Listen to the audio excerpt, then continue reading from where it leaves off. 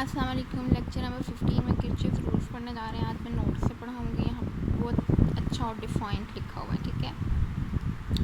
Kirchhoff rules की ज़रूरत हमें क्यों पड़ी थी? ओहम्स लॉ यानी कि V = IR, ओहम लॉ और rules of series and parallel combination of resistances, ये हमने पहले पढ़े हुए हैं दोनों चीज़ें। ये दोनों काफ़ी हद तक यूज़फुल है सिंपल इलेक्ट्रिकल सर्किट्स में जब हम लोगों ने कैलकुलेशंस करने थे, लेकिन जब कॉम्प्लेक्स सर्किट्स आ जाएंगे जिसमें बहुत सारे रेजिस्टेंसेस लगी हों तो वहाँ पे ये फेल हो जाते हैं। फिर उधर हम किरचॉफ के रूल्स यूज़ करते हैं।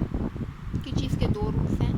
फर्स्ट रूल जो है वो करंट से रिलेटेड है, सेकेंड रूल जो है वो वोल्टेज से रिलेटेड है। फर्स्ट रूल क्या कहता है? It states that sum of all currents meeting at a point in the circuit is zero, that is कि ऑल करंट्स का जो सम है वो ज़ीरो होना चाहिए किसी एक पॉइंट पर। यहाँ पे एक पॉइंट हमने ले लिया है n। अब हमने प्रूव करना है कि इस सर्किट में एक ऐसा पॉइंट n लेना है जहाँ पे सारी रेजिस्टेंसेस कनेक्ट हों, चारों आपस में, ठीक है। तो एक ऐसा पॉइंट जहाँ पे अब हमने क्या चेक करना है कि सब करंट्स का जो सम है वो ज़ीरो हो। तो हमने यहाँ पे n पॉइंट लिया। ये हमें पता है कि किसी में इस सर्किट में से करंट जो है उस पॉइंट की तरफ जा रहा होगा तो वो करंट जो होगा वो पॉजिटिव लेंगे। उस पॉइंट से अगर दूर जा रहा होगा, टूवर्ड्स द पॉइंट होगा करंट की डायरेक्शन, तो वो पॉजिटिव होगी। अवे फ्रॉम दैट पॉइंट होगा, यानी उस पॉइंट से अगर दूर जा रहा होगा तो वो नेगेटिव होगा। ये कन्वेंशन है, ठीक है। तो इसके अगर इस डायग्राम को देखा जाए तो R1 और R2 के क्रॉस जो करंट है I1 और I2 वो इस पॉइंट की तरफ जा रहे हैं, इसलिए ये दोनों करंट्स पॉजिटिव होंगे। ये दोनों इस पॉइंट से दूर जा रहे हैं, इसलिए ये दोनों नेगेटिव होंगे, I3 और I4। जो दो करंट्स पॉजिटिव हैं उनको इस तरह से लिखा, जो नेगेटिव हैं वो ये वाले हैं। इन सारों को सम कर लिया, प्लस के साथ सम कर लिया। जब इनको सम किया ये प्लस माइनस माइनस हो गया और ये भी माइनस हो गया, तो दो करंट्स प्लस में है, दो माइनस में है, टोटल जो करंट होंगे वो सारा क्या हो जाएगा? ज़ीरो हो जाएगा। इन दोनों करंट्स को उस तरफ लेके जाएं, या किरचॉफ रूल्स को इस तरह से भी डिफ़ाइन किया जा सकता है कि sum of all the currents flowing towards the node, कि जितने भी करंट्स का सम है जो नोड की तरफ जा रहे हैं वो इक्वल होना चाहिए उन करंट्स का जो नोड से अवे जा रहे हैं, ठीक है। Is equal to sum of all the currents flowing away from the node, ठीक है। दो तरीक़ों से इसको डिफ़ाइन किया जा सकता है। नेक्स्ट है जी किरचॉफ का second rule.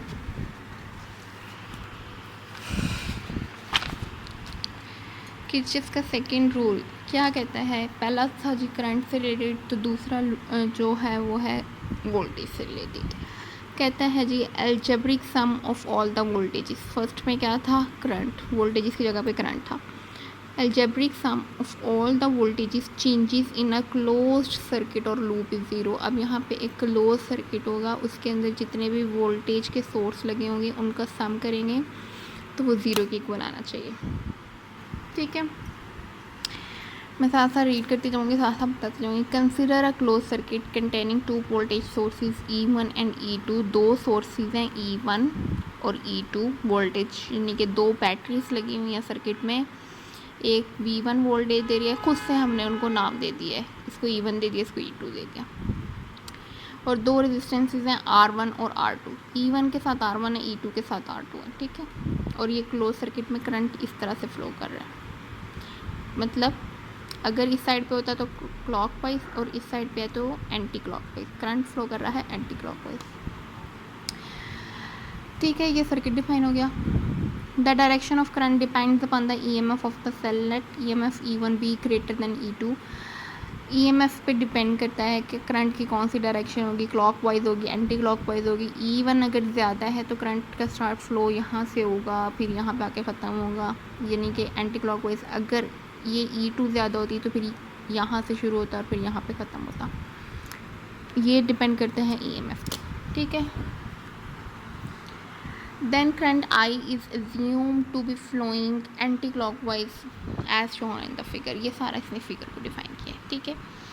When a positive charge del Q due to current in the circuit flows through E1 from its negative terminal to positive terminal, कह रहा है जब एक positive charge del Q circuit में इस तरह से फ्लो करे कि वो flows through E1 from its negative terminal, कि वो E1 के नेगेटिव टर्मिनल और से देखें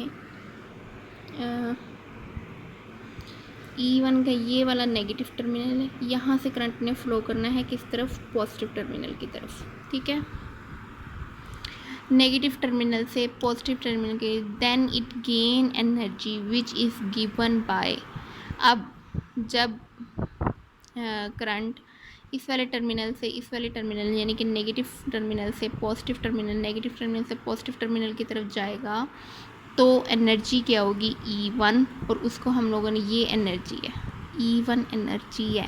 ठीक है, डेल क्यू E1 से मेंशन किया। ठीक है, अगर नहीं समझ आ रही तो मैं फिर से बताती हूँ। इस तरह से देखें, ये चार्ज है और ये EMF है, यानी कि ये W equals to Q del V का फॉर्मूला है, यही फार्मूला है। Q ये वाला चार्ज है, और सॉरी ये चार्ज है, और डेल V यानी कि वोल्टेज है, या यहाँ पे उन्होंने EMF E1 से मेंशन किया हुआ है, और ये W है, उसको उन्होंने E1 एनर्जी से मेंशन किया। आप W1 भी लिख सकते हैं, मर्ज़ी है। ठीक है, W1 एनर्जी को मेंशन कर लें या E1 से कर लें, कोई मसला नहीं। ठीक है, इसी तरीके से energy lost by del Q in going through E2, और अब E2 में से एनर्जी किस तरह से होगी, देखें यहाँ पे एक चीज़ जो गौर करने वाली है, जब यहाँ नेगेटिव टर्मिनल से पॉजिटिव टर्मिनल की तरफ गया, हम लोगों ने एनर्जी E1 को, ये EMF है, एनर्जी E1 को पॉजिटिव लिया क्योंकि ये नेगेटिव टर्मिनल से पॉजिटिव टर्मिनल की तरफ जा रही थी, जो EMF में बेसिकली होता है। अभी EMF का टॉपिक भी मैंने पीछे पढ़ाया था, उसमें बताया था कि जो EMF होती है वो नेगेटिव से पॉजिटिव की तरफ चार्ज को लेके जाने के लिए एनर्जी यूज़ होती है।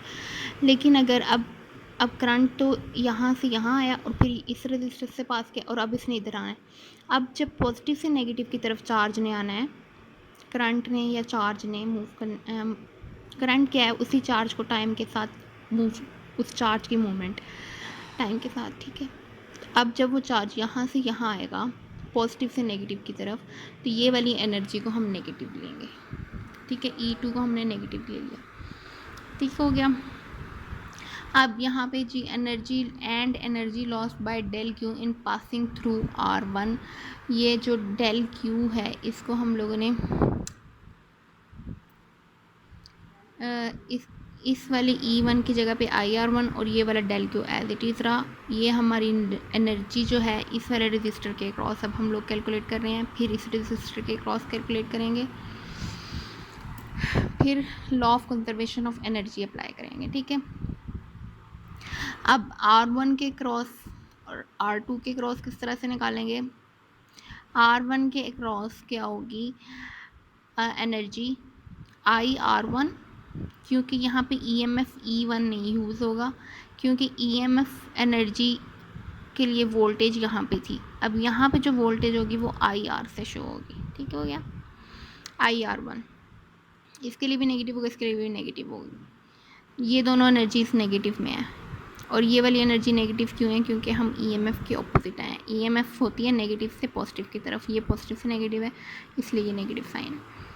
तो ये हो गया V एनर्जी, यानी कि यही चीज़ W equals to Q del V को उन्होंने यहाँ पे लिखने की कोशिश की है। Q एज इट इज़ रहा और डेल V की जगह पे क्या आ गया IR1, और यहाँ पे भी Q एज इट इज़ रहा और डेल V की जगह पे, क्योंकि ये R2 के क्रॉस थी इसलिए IR2 आ गया। अब सारी एनर्जीज़ को सम अप कर लें, इन सारी एनर्जीज़ को सम कर लें तो ये चीज़ आ गई। ठीक है, यानी कि सबको प्लस कर लिया, जिनके साथ नेगेटिव साइन थे उनके साथ नेगेटिव साइन आ गए। ठीक हो गया जी।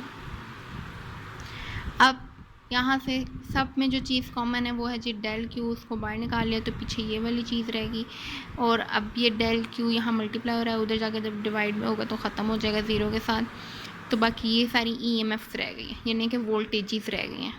और हमारा किरचॉफ्स रूल्स भी यही था कि सब वोल्टेजेस का जो सम है वो ज़ीरो होना चाहिए। तो यहाँ पे देखें इनका सबका जो सम है वो क्या है, zero. Equation 1 is the Kirchhoff's second rule, which states that sum of all the potentials or voltage changes in a closed circuit is 0. ठीक है, ये इक्वेशन 1 हमारे ये डेफिनेशन को बता रही है, इस वाली डेफिनेशन। ठीक हो गया। नेक्स्ट है जी स्टेप्स। अगर किसी भी कॉम्प्लेक्स प्रॉब्लम को सॉल्व करना हो या कोई भी कॉम्प्लेक्स नेटवर्क हो तो उसके लिए जो स्टेप्स हैं वो यहाँ पे लिखे गए हैं, मैं सारे रीड आउट कर देती हूँ। ठीक हो गया। Solution of the problem of the complex network consist of following steps. कभी भी कोई सर्किट का प्रॉब्लम हो, अगर आपको इन केस नेक्स्ट क्लासेस में जाना पड़े और सॉल्व करने पड़े तो क्या स्टेप पहले करने चाहिए वो लिखे हुए हैं। सबसे पहले उस सर्किट की डायग्राम बनाएं। फिर choice of loops should be such that each resistance is included at least once in selected loops. ये मैंने पहले बताया था। कोई भी पॉइंट या कोई भी जब लूप सेलेक्ट करें तो कोशिश करें कि सारी रेजिस्टेंसेस सारी चीज़ें इंक्लूड हों। ठीक है। Assume the loop current in each loop. फिर लूप करंट को मेंशन कर लें कि इसमें से I1 फ्लो कर I2 हर लूप में से, उसको एज्यूम कर लें। All the currents should be in the same sense, it में आइदर भी क्लॉकवाइज और एंटी क्लॉकवाइज। और करंट्स इस तरह से डिफ़ाइन करें कि सारे लूप्स के अंदर, यानी कि अगर फॉर एग्ज़ाम्पल 2 लूप्स हैं, ठीक है, तो उन दोनों में से एंटी क्लॉकवाइज फ्लो कर रहा हो या दोनों में से क्लॉकवाइज कर रहा हो या एंटी क्लॉकवाइज कर रहा हो, ठीक है, दोनों लूप्स में से। इस तरह से करंट को एज्यूम करें। Right loop equation for all loops. और फिर जितने भी, अगर 2 लूप्स हैं या 3 हैं या 4 हैं, जितने भी लूप्स हों उनके लिए इक्वेशंस लिखें। पहले इस फॉर एग्ज़ाम्पल इस फिगर में पहले इस लूप की लिख लें, फिर इसकी लिख लें या इसकी लिख लें, सबकी पहले इक्वेशंस लिख लें हर लूप की। For each loop equation, the voltage change across each component is positive if transferred from low to high potential. ये मैंने अभी बताया है किरचॉफ सेकंड लॉ में कि अगर लो से हाई पोटेंशियल में जाएंगे, मैं भी पीछे वाली फिगर में जाऊँ तो उसको हम उसके क्रॉस जो वोल्टेज होगी उसको पॉजिटिव लेंगे, यानी